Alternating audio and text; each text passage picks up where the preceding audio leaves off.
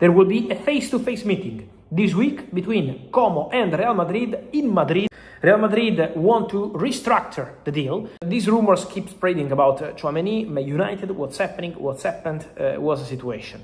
I've been telling you guys, if you follow the channel here on YouTube, you know that very well, in April and in May, several times, that in case Man United had the possibility to decide the perfect player to replace Casemiro, probably internally the name mentioned was going to be Aurélien Tchouaméni. Perfect defensive midfielder, top European experience, elite player, so the interest was absolutely confirmed. The problem of this deal is double. One is that Real Madrid so far are yet to open doors to an exit of Tchouaméni, so club to club. And then the salary, because Aurélien Tchouaméni is on a very big salary at Real Madrid, and for Manchester United to match that salary was not part of the plans. So this is what should I clarify on Tchouaméni, because today there are new rumors, new stories about this. There is no doubt at all that Man United dream and love Aurélien Tchouaméni. I can guarantee this. They super appreciate the player and they consider him perfect. But at the same time, to be realistic in terms of transfer fee, it depends on Real Madrid, and Real Madrid are yet again to open doors to an exit, and then also the salary. It's a point. So that's the reality on the situation of Aurélien Tchouaméni. Jonathan says, I read on the internet that Man United have agreed personal terms. Is that true? With Matheus Fernandes, yes. Yeah, we have agreed personal terms with Matheus Fernandes in the sense that Romano, David Ornstein would tell you personal terms are not a problem, which basically means yes, we have agreed them. There is some talk out there. I wouldn't listen to this. There's talk out there that Spurs are willing to pay quite a little bit more wages than we're willing to pay, and they're willing to pay £75 million for him. I wouldn't necessarily believe that. I wouldn't. There's also rumours that West Ham need to raise £100 million in fees very, very quickly. I don't believe that either, because I think in football, transfer fees amount, as we know, it's a bit like saying our budget's £150 million and then adding up the transfer fee of each player, when we all know we bought Mbeumo for £65 million. We didn't give Brentford £65 million. We probably gave them 15, and we're probably giving them another 15 this year, and another 15 next year, and another 15 the year after. So there's stuff out there I wouldn't believe. But what I would believe is that personal terms aren't an issue with Matheus Fernandes and Man United, which means we've got the buy-in, and we won't negotiate with anybody if we haven't got a buy-in from the player anyway. We just won't. It's why we've not done anything with Elliot Anderson. Ollie, I can't say happy Father's Day to your dad, because that's a made-up name that when I say it together says something rude. And I've been doing this for a very long time, Ollie, and I haven't got mug written on my forehead. Thank you very much for that. Mark, I've been told by my family friend that Darlow is a done deal, says Leeds fan.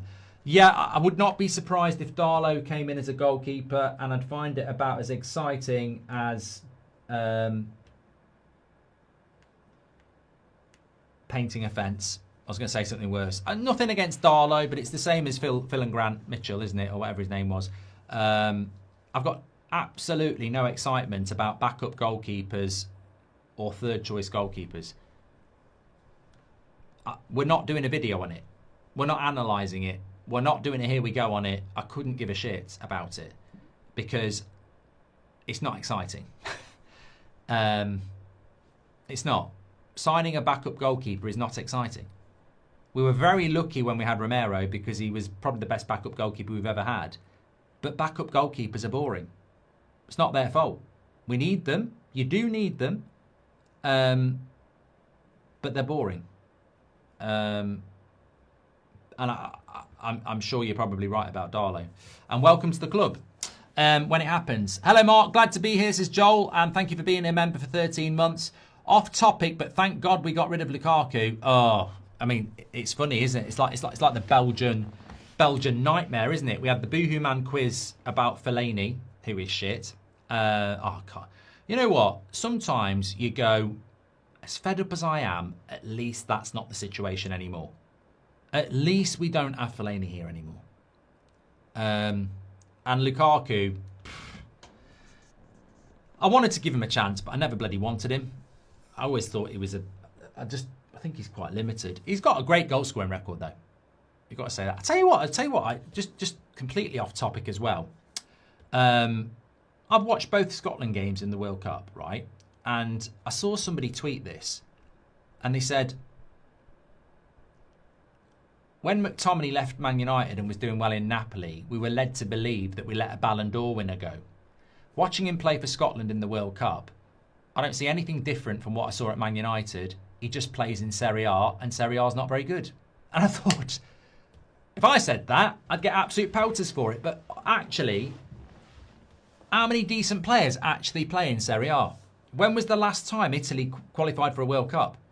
It is a bit of a low-quality league now. There's not actually that many decent players in it. You know, you look at the Bundesliga, you've got Luis Diaz, Harry Kane, Elise, all playing in the same team, by the way. But you've got lots of decent players. You look at La Liga, you got a lot of decent players. You look in the Premier League, you got a lot of decent players. In Serie A, Lautaro Martinez, probably the best player in that league.